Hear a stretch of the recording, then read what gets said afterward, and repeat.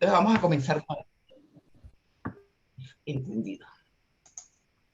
Bueno, muy buenos días. Antes de comenzar este acto que hoy nos convoca, quiero aprovechar esta ocasión para reiterar, en nombre de la Academia Nacional de la Historia, nuestros sentimientos de pesar por el fallecimiento del doctor José Rafael Lovera, individuo de número de nuestra academia, presidente de la Academia Venezolana de Gastronomía y fundador del Centro de Estudios Gastronómicos CEGA. Con su fallecimiento se pierde un destacado historiador, docente y académico de amplia obra investigativa que quedó reflejada en importantes obras pioneras que son referencia fundamental en el campo de la historia de la alimentación. En la historia de la gastronomía venezolana no hay camino que no conduzca a José Rafael Lovera y a su trabajo precursor en este ámbito tan novedoso. Baja su reto. Muy buenos días a todos, bienvenidos a la conferencia anual José Infortul y gracias por estar aquí presente y acompañarnos con el doctor Martínez Garnica. Hace exactamente 133 años, un 28 de octubre de 1888, fue fundada la Academia Nacional de la Historia, una institución creada por decreto orgánico emitido por el presidente Juan Pablo Rojas Paul, con el objetivo de fomentar la investigación histórica, acopiar y conservar el material documental, hemerográfico y bibliográfico que permitiera la preservación de nuestro pasado. Desde entonces hasta el presente, esa ha sido la responsabilidad de nuestra academia. Y para conmemorar esa fecha de creación de esta academia, se instituyó la conferencia anual José Gil Fortul, nombre con el cual se honra al autor de la Historia Constitucional de Venezuela e individuo de número que fue de nuestra academia. Una conferencia que comenzó a dictarse en el año 1979 y se hace anualmente en la última semana del mes de octubre por un historiador de reconocida trayectoria, un historiador o una historiadora de reconocida trayectoria. Coincide hoy justamente, que es 28 de octubre, la fecha exacta de la creación de la academia. Hoy nos acompaña un historiador de muy reconocida trayectoria, el doctor Armando Martínez Garnica, de quien presentaré un breve resumen curricular antes de tener el placer de pasarle la palabra. Martínez Garnica es nacido en Bucaramanga, es historiador profesional con título postdoctoral en historia, es profesor emérito de la Universidad Industrial de Santander, en la cual trabajó durante 25 años. Ha publicado 34 libros y más de un centenar de artículos en revistas y en capítulos de distintas obras colectivas, todos sobre diversos aspectos de la historia de la nación colombiana y de la sociedad regional santanderiana. Dirige desde hace 16 años la revista de Santander y durante 3 años, entre el año 2016 y el año 2019, fue el director del Archivo General de la Nación de Colombia. Muchos investigadores, entre quienes me cuento, aún lamentamos que no siga al frente de ese archivo por la extraordinaria labor que allí llevó a cabo. Actualmente, Martínez Garnica reside en Bucaramanga y está dedicado a investigaciones históricas y a proyectos de carácter cultural.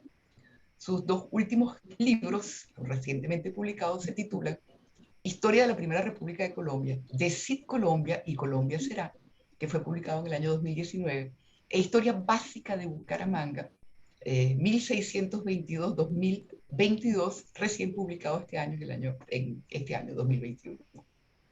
Martínez Garnica es individuo de número de la Academia Colombiana de Historia y presidente de la Academia de Historia de Santander. Doctor Martínez, muy bienvenido. Para nosotros es un verdadero honor que nos acompañe y la palabra es enteramente suya. Gracias por estar con nosotros.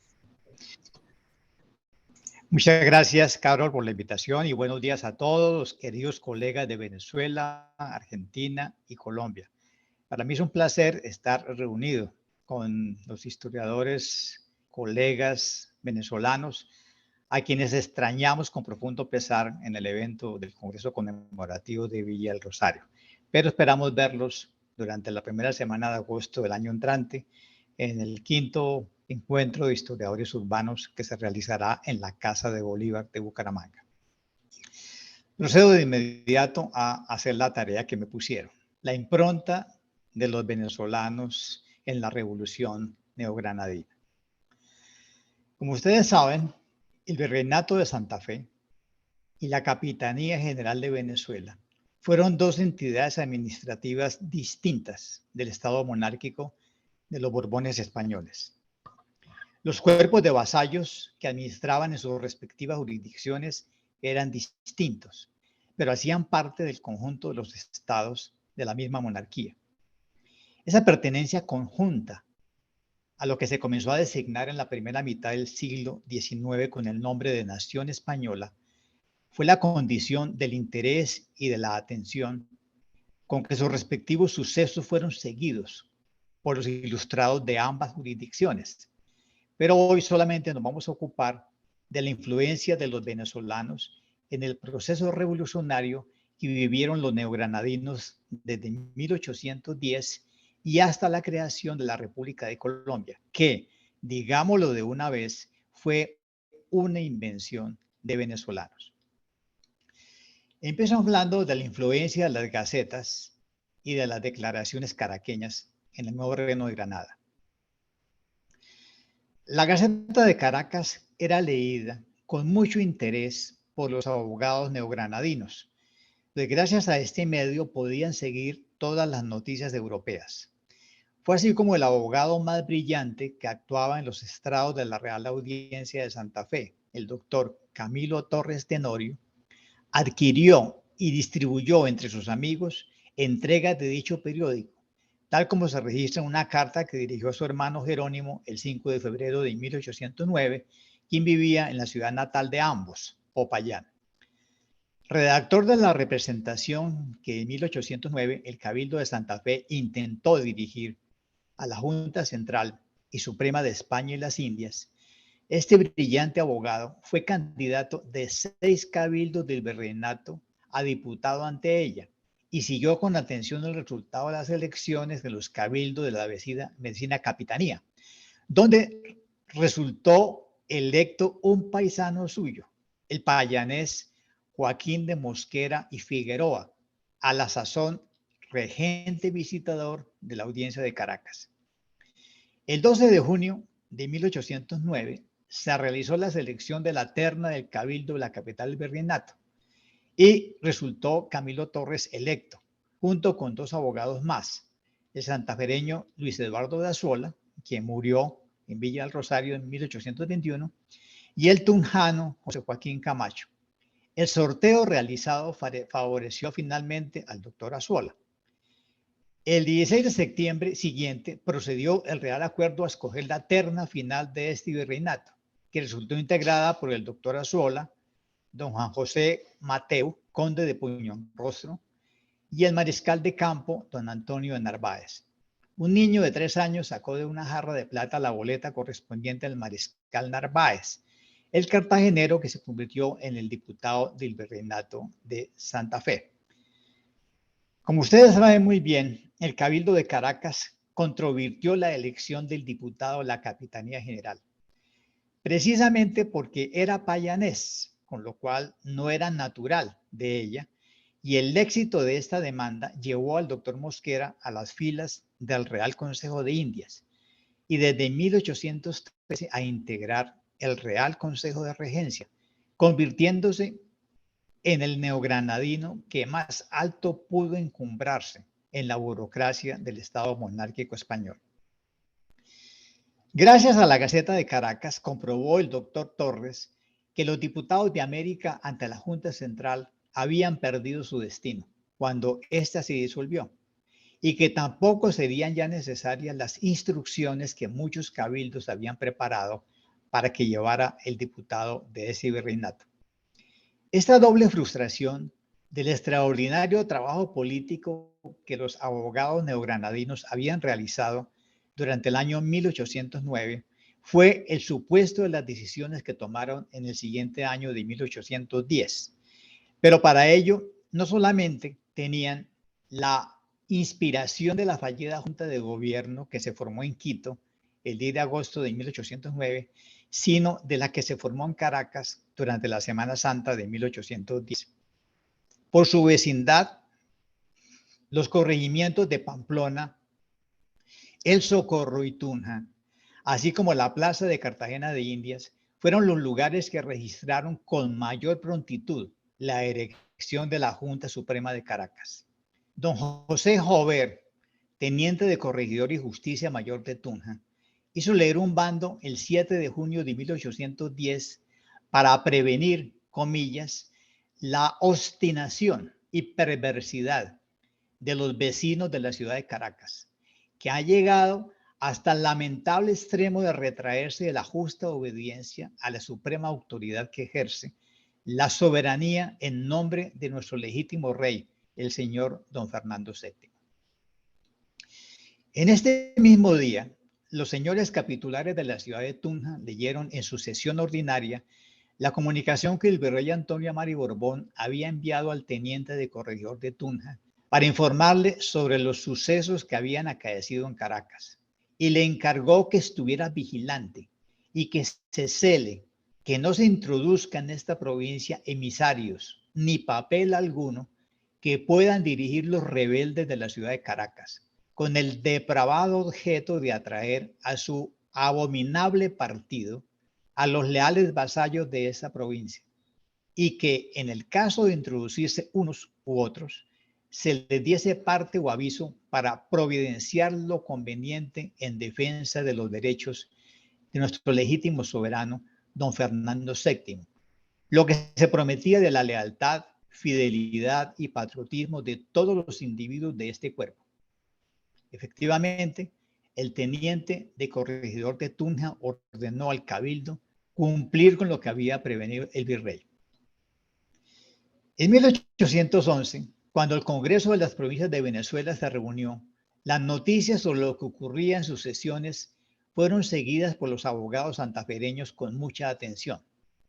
El doctor José Gregorio Gutiérrez, quien informaba de todo lo que ocurría a su hermano Agustín, residente en Santa Marta, es una fuente de primer orden para el registro de ese interés neogranadino respecto a lo que hacían los caraqueños. El 9 de junio de 1811, por ejemplo, relató a su hermano que el Congreso de Caracas está dominado por la sociedad patriótica que se ha establecido allí. Se compone ya de más de 150 miembros, entre ellos Francisco de Miranda. Tienen sus sesiones públicas, se tratan materias que le gustan al pueblo y forman sus actas. Regularmente, los puntos que se discuten son de los que actualmente trata el Congreso y que éste va a decidir, no puede hacer otra cosa que lo que ha determinado ya la sociedad patriótica. Todo esto, ¿cómo les agradará a los chapetones y a los ingleses que se disputarán quién va a llevarse esta presa? Como se sabe muy bien, el 5 de julio de 1811 se produjo en el Congreso la votación que aprobó la Declaración de Independencia de Venezuela respecto a la monarquía de los Borbones. Esta noticia llegó a Santa Fe durante el mes siguiente y produjo un estallido popular de júbilo que fue relatado por José Gregorio Gutiérrez con las siguientes palabras: caraqueños, dice la proclama en que se anunció esta determinación en Caracas, ya no reconoceréis superior alguno sobre la tierra, solo dependéis del ser eterno.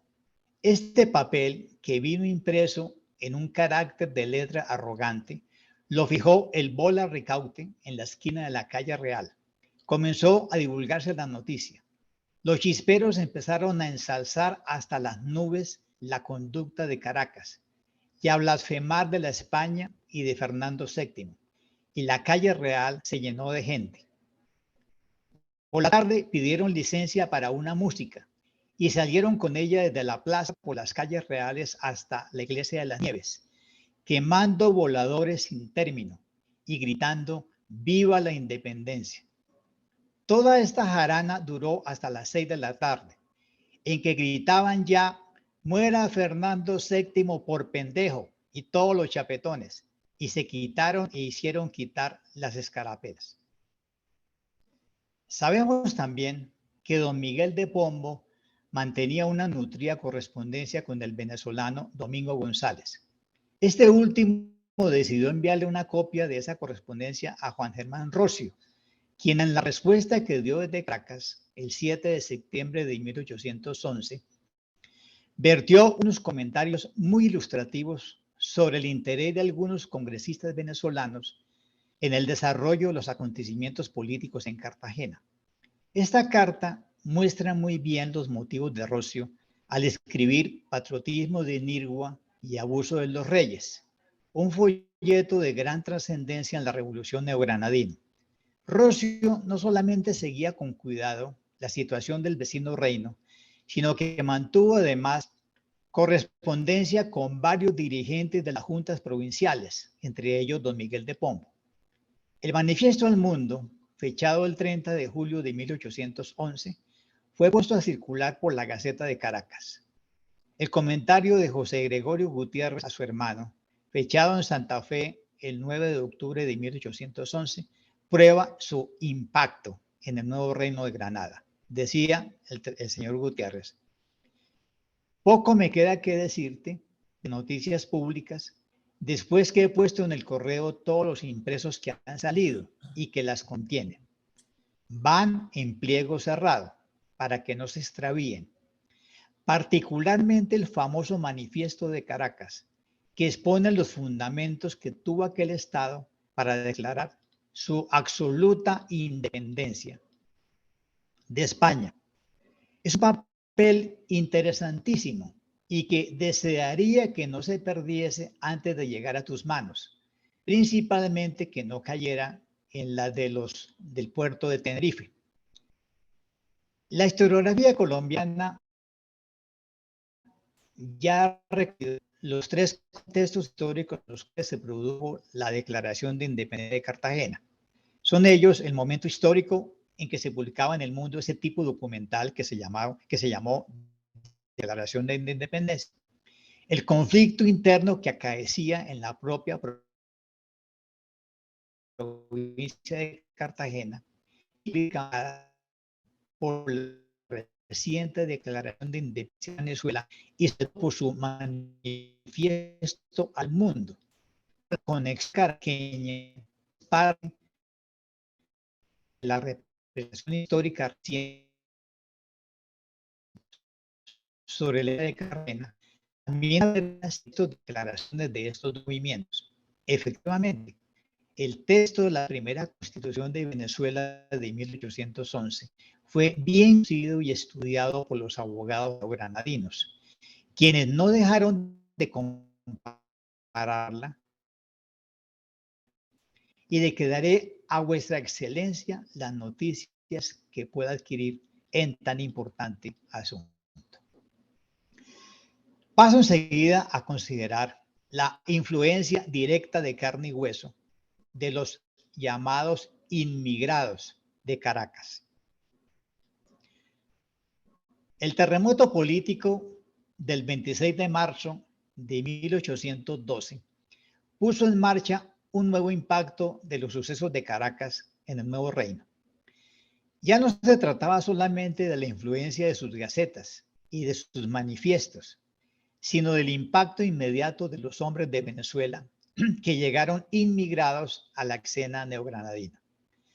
Los recién llegados expresaron de inmediato su inconformidad con la inactividad que percibían en el gobierno revolucionario de Cartagena y alegaron que no estaban dispuestos a ser testigos de otra catástrofe igual a la que había acaecido en Caracas.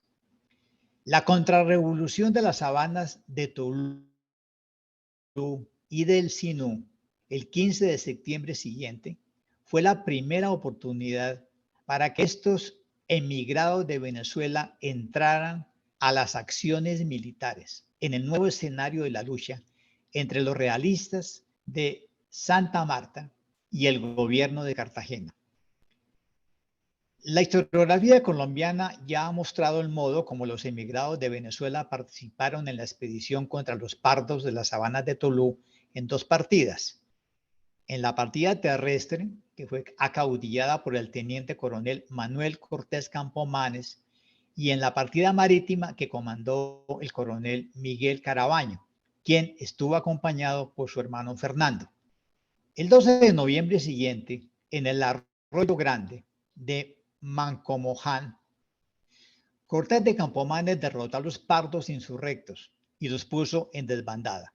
Por su parte, los hermanos Carabaño y el sambo José Padilla, que algunos despistados llaman José Prudencio Padilla, tomaron la fortaleza de Cispatá el 26 de noviembre siguiente y obligaron a los soldados del regimiento Albuera a embarcarse en Tolú con rumbo a Panamá.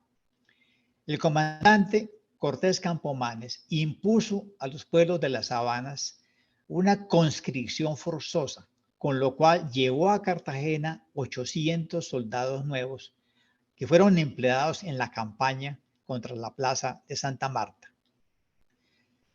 A la vista de los éxitos militares logrados por los militares inmigrados de Venezuela, el coronel Simón Bolívar terminó de redactar el 15 de diciembre de este año su memoria dirigida a los ciudadanos de la Nueva Granada. Salida en el mes de enero de 1813 de la imprenta cartagenera de Diego Espinosa de los Monteros, esta memoria se convirtió en la primera convocatoria a defender las semillas y las raíces del árbol de la libertad de Colombia. Su plan de campaña era muy sencillo: aproximarnos a Maracaibo por Santa Marta y a Barinas por Cúcuta.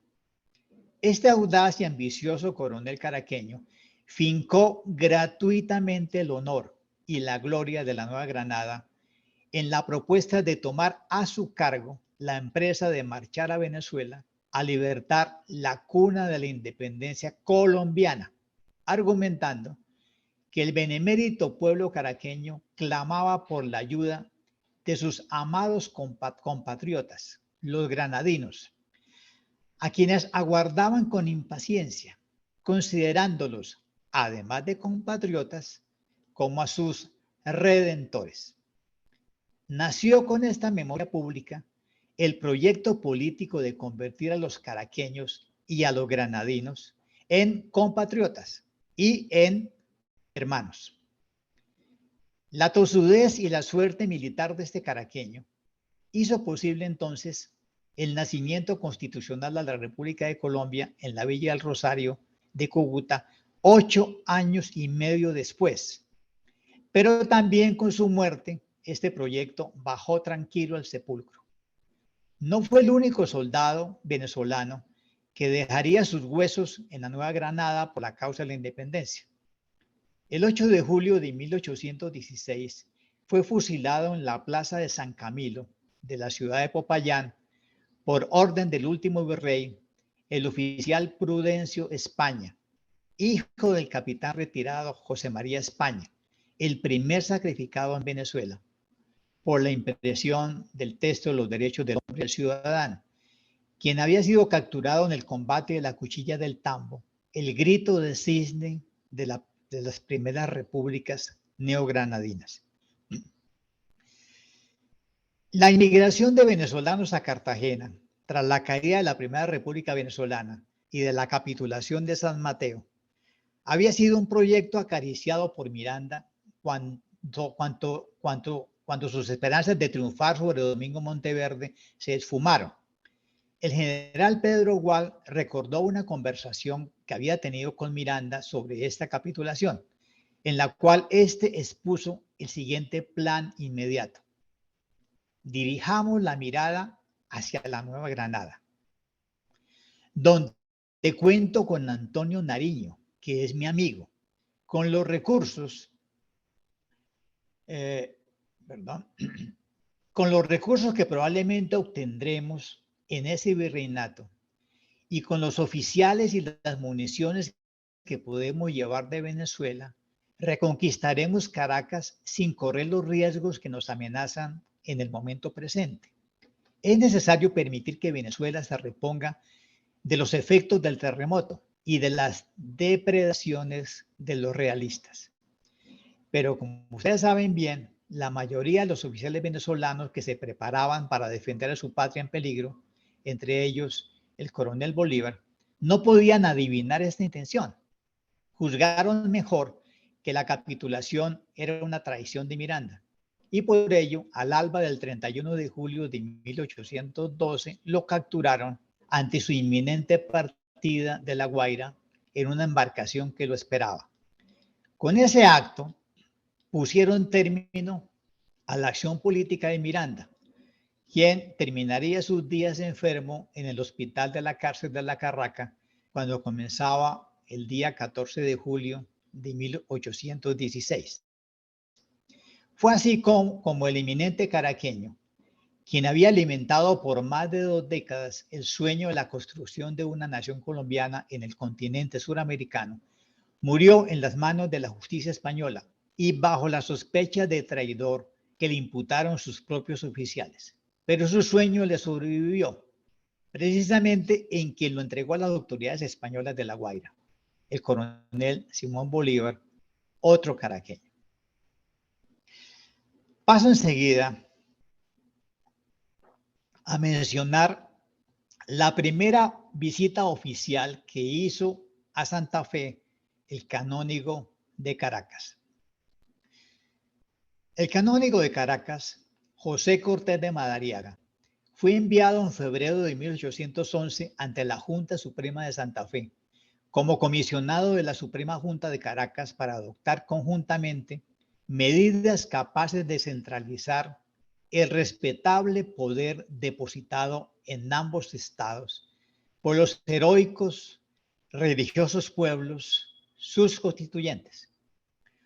José de Acevedo y Gómez, natural de Charalá y mi paisano, le respondió de inmediato, complacido por la posibilidad de una unión del poder y de los recursos de los dos estados de Venezuela y la Nueva Granada, entendiendo que la confederación de los dos estados sería un muro donde se estrellarán los esfuerzos impotentes que todavía hace el despotismo. Le anunció un gran recibimiento en Santa Fe, como correspondía al momento histórico en que dos pueblos dignos de la libertad se darían por primera vez los ósculos de la fraternidad americana. Había terminado el tiempo en que los funcionarios indianos habían prohibido hasta el comercio inocente de los pueblos de Venezuela con los de la Nueva Granada, y se abría el tiempo de la fraternidad de dos estados americanos. Durante la noche del 14 de marzo entró el canónigo a Santa Fe, acompañado por Francisco Javier Briceño. Al día siguiente fue recibido solemnemente por las personas más distinguidas de la capital. El 16 fue recibido por el Colegio Electoral, donde pudo presentar sus credenciales y dar cuenta de su misión. A la entrada y a la salida del palacio le fueron hechos los honores señalados por ordenanza a los embajadores de estados soberanos. Cortés de Madariaga pronunció un discurso en el que comunicó el ofrecimiento de la Junta de Caracas de invariable amistad y eterna decisión para mantener los vínculos e insoluble alianza de los dos grandes pueblos de Cundinamarca y Venezuela. Don Jorge Tadeo Lozano de Peralta, en ese entonces presidente del Colegio Electoral y Constituyente, le respondió en los mismos términos. Por orden del presidente Lozano, José de Acevedo y Gómez examinó los regalos que había traído y escribió la nota de agradecimiento en la que prometía el envío de estos regalos a la Biblioteca Pública de Santa Fe y aseguró que nuestros compatriotas mirarán con gusto al general Miranda en el lugar preeminente que le señala la justicia y le consagra la historia colombiana.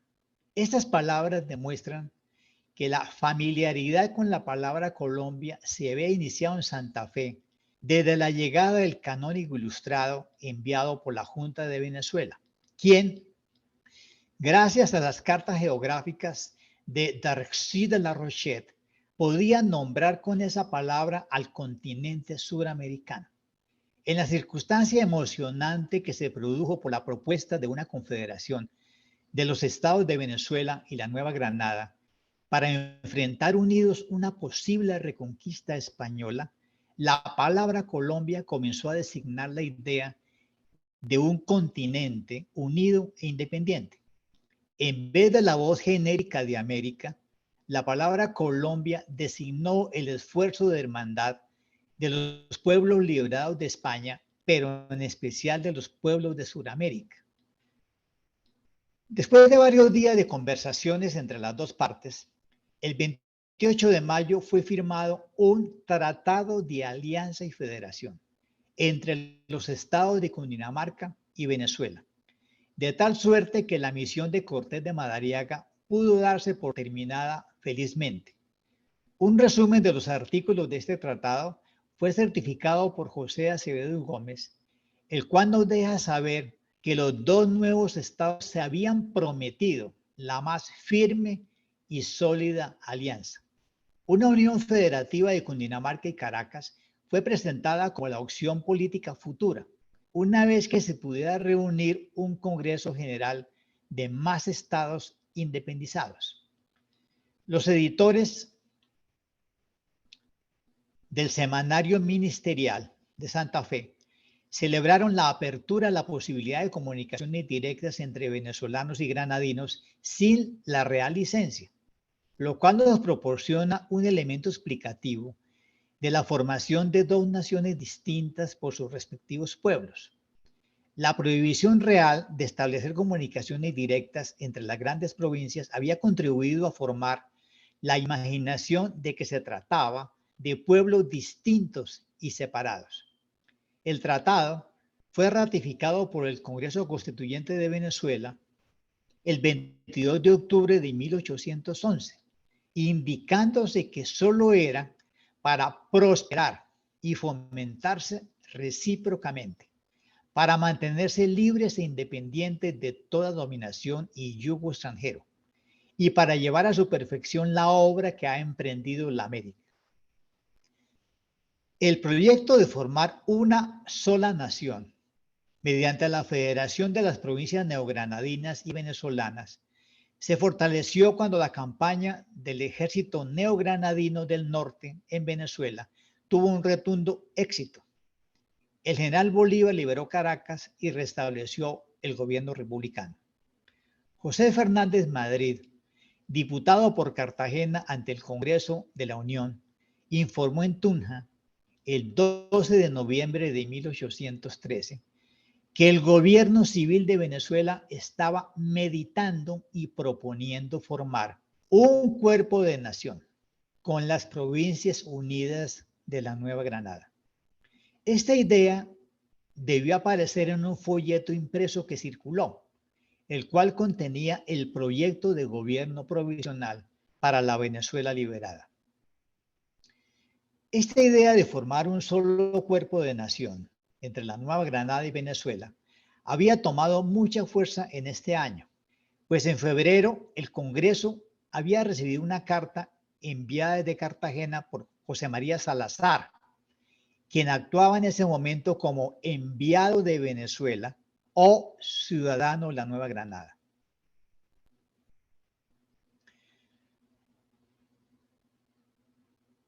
Quien afirmaba la intención de estrechar las relaciones entre los dos estados, prestándose mutuo auxilio militar y celebrando tratados de recíproca utilidad.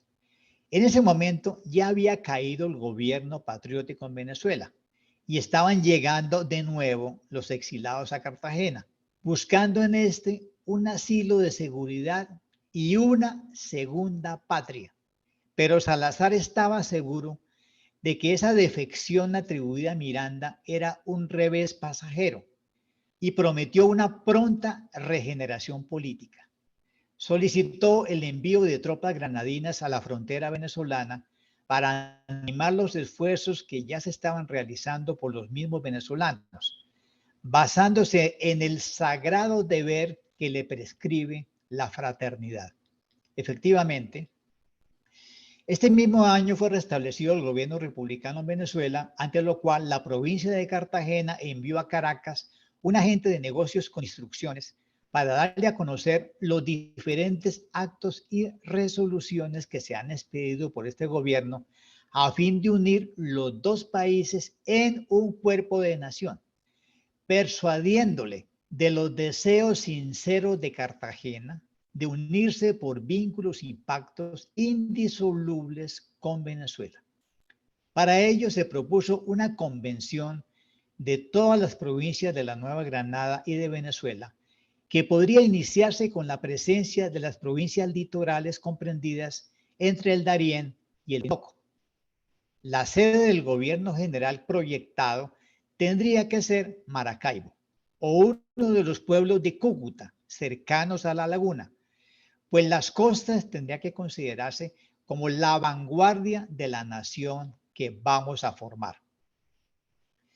El Poder Legislativo de la provincia de Cartagena instruyó a sus diputados ante el Congreso de la Unión Granadina para que promovieran la unión de la Nueva Granada y Venezuela, agregando una nota confidencial que dirigieron al secretario del Estado de Cartagena, en la cual se afirmaba que el más noble uso que los generales Bolívar y Mariño podían hacer de la autoridad que se les había conferido era dar a la independencia de su patria un carácter sólido y estable, uniendo de hecho la Nueva Granada y Venezuela en un cuerpo de nación.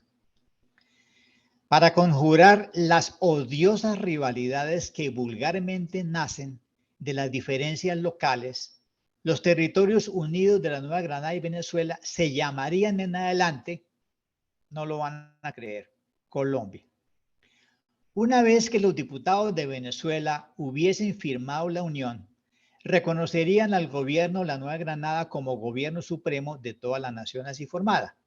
La primera tarea de este gobierno sería la liberación de todas las provincias de la costa atlántica comprendida entre el Darién y el Orinoco, y una vez cumplida se convocaría a una convención general de todas las provincias granadinas y venezolanas, depositando el poder ejecutivo en una sola persona, de conocida integridad y luces, auxiliada por 3 secretarios de Estado que se llamarían Relaciones Exteriores, Hacienda y Guerra y Marina. Se nombraría también una alta corte de justicia y un reglamento provisorio establecería las atribuciones de los 3 poderes. El objeto principal de esta convención sería el de expedir una constitución para ese cuerpo total de nación y acomodar los gobiernos particulares de las provincias a la naturaleza de un gobierno general. La residencia del gobierno general estaría en Maracaibo o en uno de los pueblos de Cúcuta cercano a la laguna. Muy bien. Para divulgar este proyecto, el gobernador Manuel Rodríguez Torices publicó el acto del Poder Legislativo del Estado de Cartagena que decretaba la unión del Estado de Cartagena con Venezuela para los fines de la liberación de las provincias costeras, autorizándolo para solicitar los buenos oficios del gobierno de Cartagena para con el Congreso de la Nueva Granada a fin de cooperar todos a hacer efectiva la unión de la Nueva Granada con Venezuela. Este tratado fue ratificado por el Congreso Constituyente de Venezuela el 22 de octubre del 11, indicándose que solo era para prosperar y fomentarse recíprocamente para mantenerse libres e independientes de toda dominación y yugo extranjero y para llevar a su perfección la obra que ha emprendido la América. Al igual que ya lo había hecho Francisco de Miranda desde 1790, el coronel Bolívar usó la voz Colombia para designar a todo el hemisferio hispanoamericano. Pero fue solamente después de su sorprendente triunfo en la batalla del campo de Boyacá que estuvo en condiciones políticas reales para lanzarse a la realización del proyecto. Pero cuando ya la ambición de la nueva nación se había reducido a unos límites del tamaño de la reunión de los territorios que habían pertenecido al Virreinato de Santa Fe y a la Capitanía General de Venezuela. En vez de hablar de continente colombiano, como tanto placía a Miranda, Bolívar prefería usar las expresiones hemisferio colombiano y hemisferio de Colón. Por ejemplo, cuando entró a Santa Fe a mediados de diciembre de 1814, al frente de las tropas del Congreso de las Provincias Unidas de la Nueva Granada, que forzaron finalmente a Cundinamarca a suscribir el acta de federación, se dirigió a los vencidos mencionando el hemisferio de Colombia. Pero cuando se dirigió al presidente de la Unión de Provincias de Nueva Granada a finales de diciembre del 14 para congratular la instalación del gobierno de la Unión en Santa Fe, propuso que el amor ligara con un lazo universal a los hijos del hemisferio de Colón, para que esta mitad del globo perteneciera a quien Dios hizo nacer en su suelo y no a los tránsfugas transatlánticos. Todavía a mediados de 1818, cuando respondía a Juan Martín Pueyrredón, presentaba al gobierno, al pueblo de Venezuela, que se mantenía independiente en Angostura, como la gloria del hemisferio de Colón y el baluarte de la independencia de la América del Sur. Y finalizo mostrando lo que hicieron los venezolanos en el nacimiento de Colombia constitucional en Villa del Rosario de Cúcuta. Durante el año del bicentenario del Congreso Constituyente de la Villa del Rosario, la historiografía colombiana se atrevió a reconocer que la República de Colombia fue una creación e invención de venezolanos. La datación de este hecho es muy clara. El 17 de diciembre de 1819, el Congreso de Venezuela, reunido en Santo Tomás de Angostura, aprobó la Ley Fundamental de Colombia. ¿Quién firmó esta ley? La firmaron 16 diputados venezolanos y un único diputado granadino. Una semana después, el general Bolívar ingresó a este Congreso de Venezuela para prestar el juramento de desempeñar las obligaciones de primer presidente interino de la República de Colombia, paradójicamente conforme a la Constitución de Venezuela. No hay duda alguna, señores, y no hay que sonrojarse al decirlo. Colombia fue una creación de venezolanos y fueron ellos quienes abandonaron esa ambición política. Las provincias de la Nueva Granada fueron convertidas por esta ley fundamental en partes del nuevo departamento de Cundinamarca.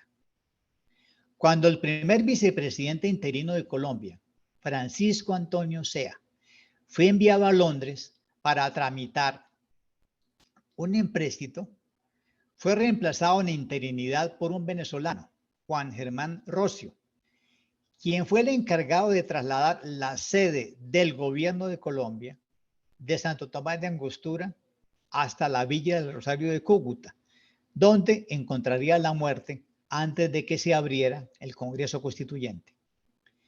Durante la sesión del 7 de septiembre de 1821, procedió el Congreso Constituyente de Colombia a elegir el primer presidente constitucional. Recibieron votos 3 militares venezolanos, los generales Bolívar, Carlos Sublet y Mariano Montilla. Y solamente recibió votos un general granadino, Antonio Nariño. Como se sabe, por amplia mayoría resultó elegido el general Simón Bolívar, con lo cual la República de Colombia fue gobernada durante todo el resto de la década de 1820 por un caraqueño. Hay que agregar la nómina de los oficiales venezolanos que fueron escogidos por este, como los primeros intendentes de los departamentos de Venezuela, Orinoco, Zulia, Magdalena, Istmo, Guayaquil y Quito. No se hagan. Fueron respectivamente los venezolanos Carlos Sublet, José Francisco Bermúdez, Lino de Clemente, Mariano Montilla, José María Carreño, Juan Paz del Castillo y Antonio José de Sucre. Aunque algunos historiadores caraqueños han dicho que la provincia de Caracas no estuvo representada en el Congreso Constituyente de Colombia, debo recordarles que efectivamente pues, no hubo tiempo para organizar las jornadas electorales que le habrían permitido enviar los 5 diputados electos que le correspondían. Pero no hay que olvidar que sí estuvieron en la Villa del Rosario de Cúcuta 5 diputados nativos de Caracas, representando otras provincias. ¿Quiénes fueron? José Prudencio Lanz, Pedro Guales Candón, el presbítero José Félix Blanco, el coronel Francisco Conde y Cerveleón Urbina. Y hay que agregar a estos 5 a don Miguel de Zárraga, vecino de Caracas, donde falleció a su regreso de la Villa del Rosario, como otros muchos que fallecieron al volver. Señores, concluyo diciendo que la impronta de los venezolanos en la experiencia revolucionaria de los neogranadinos y en especial en la experiencia de la Primera República de Colombia es un dato significativo de su historia. Por eso fue tan desalentadora su mínima participación en el Congreso de Historia conmemorativo del Bicentenario, que se reunió en la Villa del Rosario a finales del pasado mes de agosto. Ojalá esta experiencia no vuelva a repetirse en el futuro. Muchas gracias por su atención.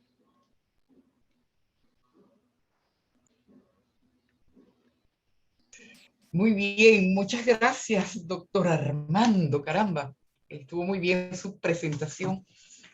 No se acostumbra en la conferencia Jorge Gil Full, pero si alguien quiere hacer alguna intervención o una pregunta, con todo gusto se le daría el derecho de palabra si alguien tiene alguna pregunta o algún comentario, aunque no es lo que se acostumbra habitualmente en las conferencias presenciales. En todo caso, agradecemos muchísimo al doctor Armando Martínez Carrizo por mostrar la presencia venezolana en la construcción de Colombia. Creo que ha sido fundamental. El profesor Carrera, que está aquí presente, tiene un título para un trabajo que se llama Colombia, Nación en Angostura. Es decir, que coinciden ambos en esa visión. ¿Comentario? ¿Pregunta? ¿Hay forma de pedir derecho de palabra? Sí. ¿Están de acuerdo los miembros de la Junta Directiva? Sí. ¿Sí? Claro, absolutamente. Que se utilice el recurso de la mano levantada para hacer la petición de palabra. Bueno, aquí está Nelly Sol. No veo no veo la mano en esta ocasión, no la veo. Bueno, no importa, pero tiene la manito. Ya la tiene levantada. Sí. Muy buenos días, Magdalena Coradain, de la Academia Colombiana de Historia y de la Academia Boyacense de Historia. Estoy con Elisol de Ocampo y Javier Ocampo. Queridos amigos historiadores venezolanos, es muy agradable participar en esta sesión. Armando, ya sabes que siempre me gusta escucharte. Definitivamente la historia de Venezuela y la historia de Colombia estuvo muy unida, por lo menos en la mente, tanto de Miranda como de Bolívar. Ya los otros generales venezolanos como Páez o como el mismo Flores solo contribuyeron a disgregarla. Sin embargo, dentro de los colombianos había muchos que lo seguían fielmente y dentro de los venezolanos, pues lógicamente Urdaneta, Carreño, Montilla, fueron muy cercanos a Bolívar y a sus ideas. Sí considero que hubo una ruptura absoluta entre el Congreso de Angostura y la misma ley de integración, de formación de Angostura de Colombia con respecto al Congreso de Villa del Rosario y de la misma ley de integración. Sí hubo una ruptura. El grupo de Angostura era bolivariano, el grupo de Villa del Rosario era santanderista, era santanderiano. Eso lo hemos estado hablando con Armando. Yo creo que no es ninguna novedad. Sí, el sueño se quedó en sueño, tal vez para muchos de los primeros políticos de las dos naciones y sobre todo los civilistas de Colombia y muchos de los militaristas venezolanos querían regionalismo.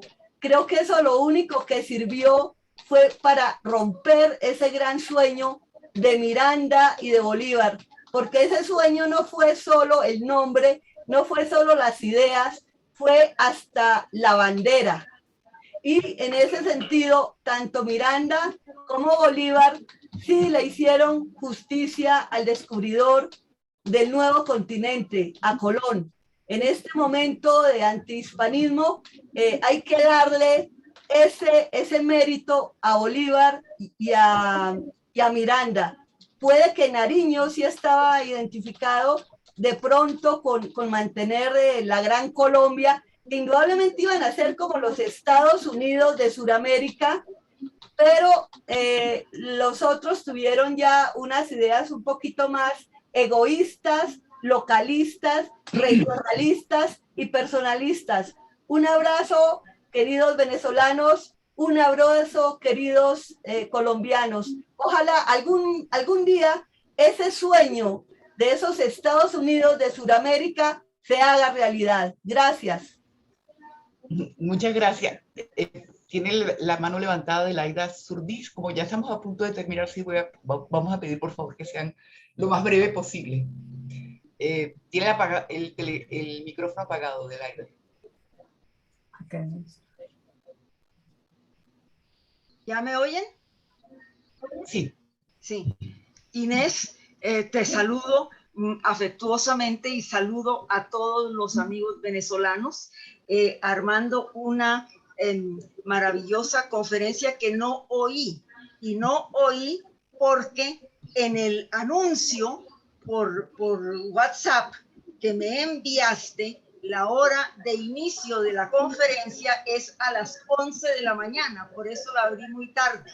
De todas maneras, yo conozco el tema, me parece que te lo has manejado como de costumbre, con mucho éxito, y simplemente quiero añadir o complementar un hecho. Evidentemente, Bolívar y los venezolanos, los generales venezolanos, lideraron las independencias, pero yo creo que hay que resaltar, como lo hice contigo en la Academia Colombiana de Historia, de la cual soy miembro, para los que me están oyendo, que esa independencia no hubiera podido ser sin el concurso inmenso de la Nueva Granada, liderado por Santander. Sin los dineros de Santander, los recursos de Santander. Hay que leer no más de las cartas de Bolívar en que le pide a Santander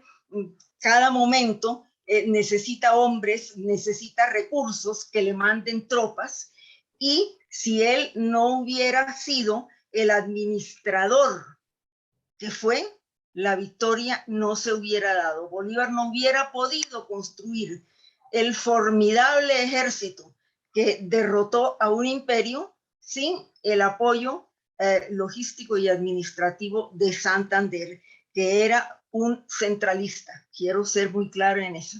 Muchas gracias. Muchísimas gracias. Vamos a cerrar con una pregunta que aparece en el chat, que la formula el presidente de la Academia de la Historia del Estado Carabobo, venezolano.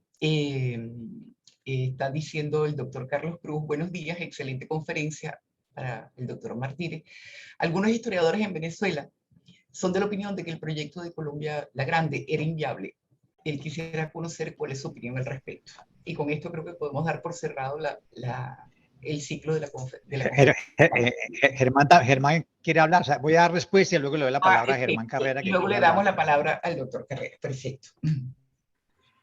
Pues el proyecto de la República de Colombia uniendo las jurisdicciones de la Capitanía y del Virreinato era un proyecto político. Y los proyectos políticos coexisten con otros proyectos políticos. Y la realización de un proyecto político depende de la voluntad de poder y de la realidad del juego político. Durante casi 10 años fue real el proyecto de esa primera República de Colombia con estas jurisdicciones de 3 audiencias. Fue real. El cambio de las condiciones políticas y sobre todo el conflicto interno político hizo que fuera inviable. Y los remedios que se propusieron también eran inaceptables. Entonces, eso le sucede a todos los proyectos políticos. Es decir, fue viable una década, pero su propia contradicción interna, sobre todo ideológica, más todas las rivalidades hicieron que terminara, porque es que los estados no son eternos, son viables. Doctor Germán, lo vimos. Prende el micrófono. Hay que prender el micrófono. No, prenda el micrófono. No, ya va. Prenda el micrófono, ya va. ¿Ya lo activo? No. ¿Ya pudo? No, actívaselo tú, Ignacio, a ver si puede. Sí. ¿Cuál es el profesor? Este que está aquí, el que dice Germán. Germán Carrera. No puedo porque me quitaron el permiso como anfitrión. Dale tú, Inés.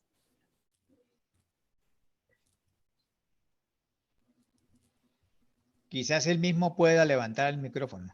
Sí, pero él es... No, ya lo activaron, ya se lo activaron. Ok, perfecto. Ya está activo. Ahora sí. He escuchado con enorme interés el planteamiento del ponente.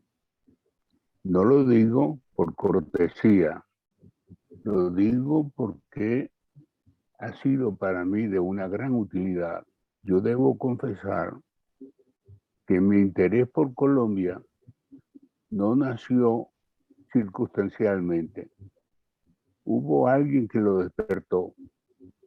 Y esto, aunque puede parecer extraño, se llamó don Pablo Morillo. Cuando al frente del primer ejército realmente constituido por la corona española, sometió tanto a la Nueva Granada como a Venezuela a una situación en la cual, para poder sobrevivir el renacer del imperio, se requería una conexión directa, expedita y eficiente con la metrópoli. Venezuela estaba exhausta, literalmente exhausta. Colombia, mejor dicho, la Nueva Granada, lucía como un país de intensa actividad política, pero de cuantiosos recursos materiales. Morillo lo entendió así.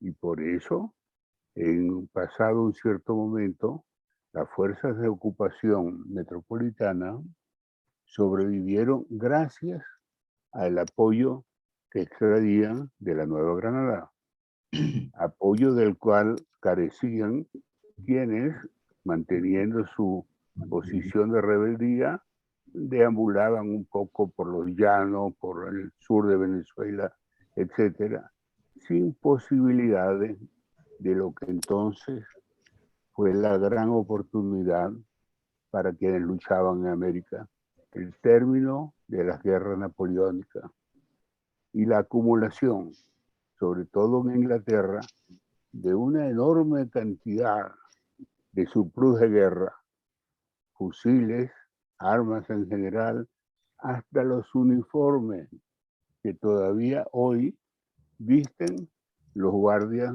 en el sitio de honor de Carabobo. Pero ¿cómo acceder a ello?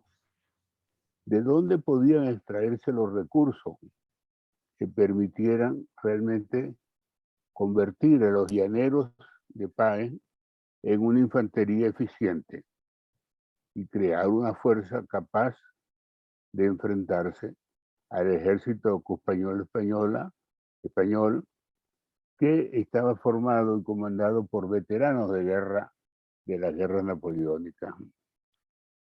Yo no sé si esto pueda parecer un poco detallista.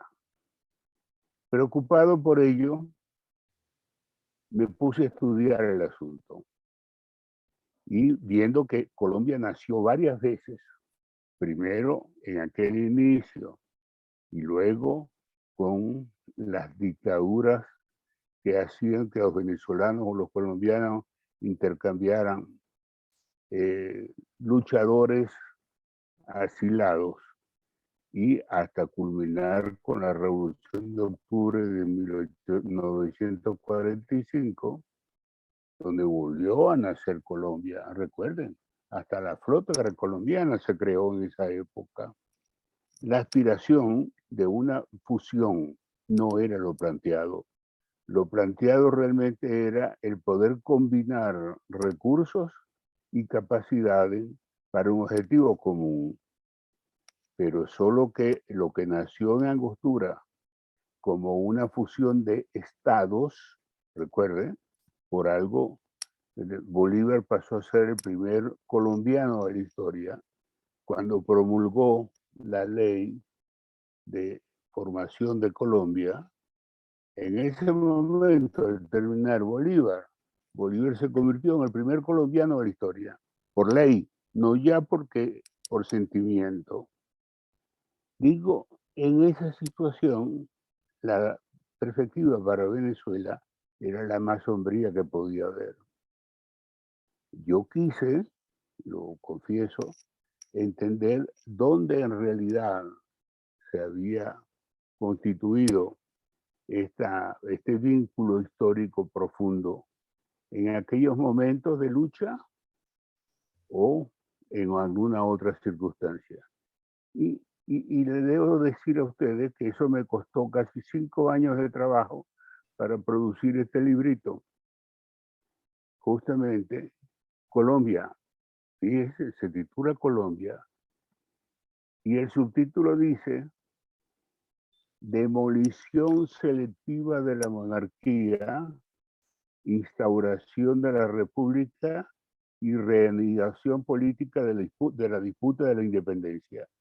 Es decir, la tercera vez que nacerá Colombia, cuando bajo la influencia del régimen soviético, jóvenes ilusionados con la idea de llegar a unos niveles de realización realmente heroicos, hicieron de Colombia el símbolo del antiimperialismo frente a los Estados Unidos. Es decir, hay cuando menos 3 Colombias. Aquella de los primeros pensadores, aquella de los luchadores armados y aquella de los luchadores políticos. Bueno, mis estudios en este punto me hicieron pensar, lo reconozco así, que la verdadera presencia de Colombia no fue la militar, fue la institucional, porque Colombia fue un gran experimento sociopolítico para constituir una república moderna de carácter liberal avanzado. Y por eso toda la estructura de lo que yo llamo la estructura jurídica y estructura social, estructura judicial de Colombia perduró, y allí sí venció Colombia, porque perduró después que cada una de las partes de Colombia se emancipó de sí misma y de sus compañeros y logró mantener una visión inicial propia, pero todas coincidiendo en aquella Colombia que se fundó justamente cuando después de la batalla de Boyacá, el ejército de Simón Bolívar, en búsqueda de 2 objetivos, cerrarle los abastecimientos a Morillo y tenerlos para sí y poder adquirir todo lo que las guerras napoleónicas habían determinado como excedente, incluso de hombres, porque no olviden ustedes que muchos de los heroicos escoceses, ingleses en general, que llegan a Venezuela, eran en realidad soldados, licenciados, desempleados, que solo sabían hacer la guerra. también trajo Bolívar sargentos españoles liberales para enseñarle a los llaneros a funcionar como una infantería. Esto debe ser estudiado, diría yo, sin ánimo de marcar iniciadores o verdaderos auténticos constructores. Fue toda una coincidencia de factores históricos. Y termino, quizá me perdonan que haya abusado de esta extensión, diciendo que lo importante de Colombia no fue su origen ideológico, no fue ni siquiera su hechura militar. Lo importante es que fue el primer intento de constituir una república liberal moderna en el ámbito del antiguo imperio colonial español. Y eso sembró su esencia hasta nuestros días. Yo estaba viendo con verdadera sorpresa la declaración del primer ministro Rajoy, llamada Declaración de la Granja, que se refería, estaba conmemorando el aniversario de la Constitución española vigente, y llegó a decir que esa Constitución, esto en 1978, significó el culmen, fue su palabra, de la Constitución de Cádiz. Pero la Constitución de Cádiz fue en 1812, y entre 1812 y 1978 hay un largo trecho. ¿Y con qué podía establecerse esta relación? ¿Porque estableció la monarquía constitucional? No, por los contenidos liberales que encerraba. Por eso, para mí, Colombia, antes que un hecho, digámoslo así, emotivo, o un hecho político, o incluso un hecho militar, fue fundamentalmente el primer gran ensayo de sustitución de la monarquía, fuese o no constitucional, por un Estado republicano, liberal, avanzado, moderno, cuya meta era abrirle la puerta de aquel imperio que había estado casi cerrado a todo desarrollo novedoso, al inicio de del gran acontecimiento de la revolución industrial y de la participación en la formación del mundo contemporáneo. Para mí esa es Colombia. Debo decir que quizá, y perdonen este gesto de vanidad, que no es nada extraño a un historiador, quizás fueron los 4 años de trabajo mejor invertidos en mi vida. Pero esta obra de 700 páginas quiso llegar al punto de poder establecer una realidad que superara lo episódico, lo emotivo, lo heroico. Por último, cuando uno va al campo de Carabobo y yo veo a aquellos mestizos venezolanos vestidos de húsares de la reina, con nada menos que con una ropa absolutamente absurda para un territorio tropical, y en plan de ser representantes de los héroes escoceses, ingleses. Yo fui allá especialmente, y vi el registro de los que vinieron a América. Era aquello que Bernard Shaw satirizó en su famoso texto sobre los héroes.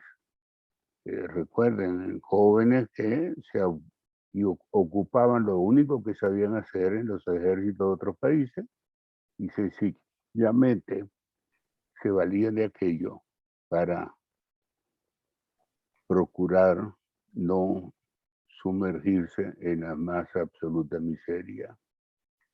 Hay pues una Colombia grandiosa que no nació del heroísmo, nació de las necesidades reales de los pueblos de constituir su estructura moderna con apertura a un desarrollo.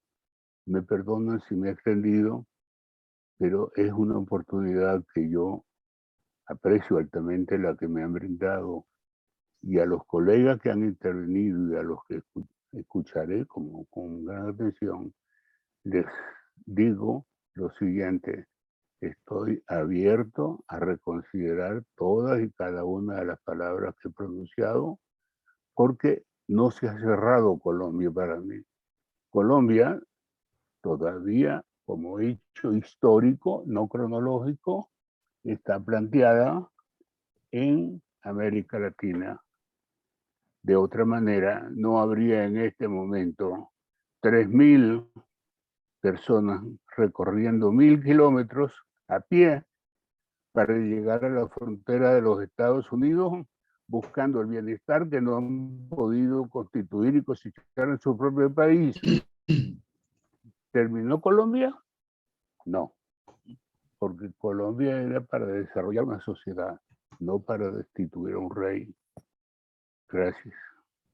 Muchísimas gracias. Creo que con estas palabras queda un diálogo abierto importante entre el doctor Martínez García y el doctor Carrera Gama y otras personas que están aquí presentes. Les doy a todos las gracias por habernos acompañado, especialmente al doctor Martínez García por haber aceptado formar parte de esta conferencia, y de verdad, muy agradecido. Ya es hora de retirarnos porque tenemos otro compromiso. Gracias. Me perdona. Gracias. Muchas gracias. Gracias. Gracias.